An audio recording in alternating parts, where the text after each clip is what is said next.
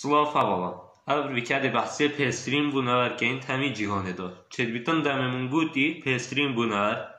Tehazra şeri kerbitan yan herçi yan jixoh gorgi. Bale az bahse çejvana nime. Belko ev bunar az bahs kam çedbitan ta çcara hoyle nabitan. Bale ser ve hendera bunar ki galek peza. Navi bunari ji her çave yan ji barazi kavze.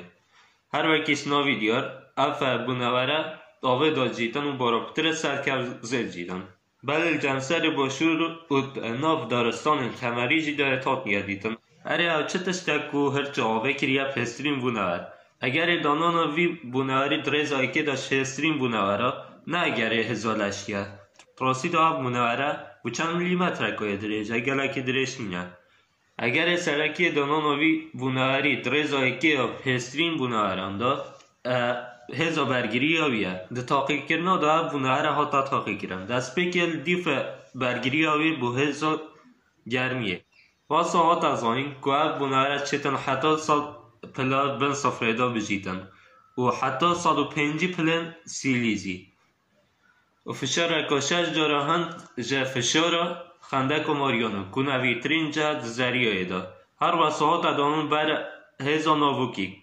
هزار جارکیش و هزه اوامروف شیطان خلبر بگیریتن یان هر جور زنده ورکی دی هر واسه بونهره ها تدانون در برگه های اردیبه هیچ پاراسنک جتیش کن بزیان گردونی و نوان اکسوجینی سر به همی راجی هر بونهره ما ساخت هر چه بونهره ده شیطان مین تساخت ده همی بارو دو خانده زانات بجن که اگر سرکی هزا برگیری آبی بوناری دم چیتا جنگه که جواز جنگه آخو چیتا مدبونه که طیبت خوبه که نزیکتره بومرنش مدبونه تا آسایی دم چاو دوروبرن وی بوناری نمینن چالاکین خوب و 0.01 کم دکتن جاست آسایی و خواهی برمیله کلیت کتن بو کمتره کارینان هزی و تاقی کرنه که دا هنده کفزاه شکری ها تدان مزخانه که با اف کفزاه شکری هنده که هرچین آوه تدا بون اف هرچین آوه شیان بومای سالاتوی کفزاه شکری دا مین نساخ بیکو چه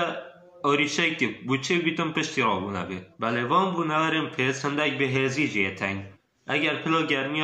دوروبرم وی بونه وری پترش 105 پلن سیلیزی لحاط اف بونه وره دمریتن سربه به هزیه را زانان هزرا خوب کریه که هزا وی بونار پیس بینن بو مروفی جی پریکا تکل کرنا نافکتر چه دی این ای واسا مروف دشتن در وی برگه هوای اردی جیتن بی که هیچ زیانک بگیده ویره انگهش ندمای که ویدیو خود سپاسی هوت کن که حتی نکاین بینر بون شبیل نکن وی ویدیو لایک کن و کانال ما جی سابسکرایب کن و کومنت داجی بنویسن که ادویتن جارد بهتان بحثی چه بابت کن و بخاطر آوه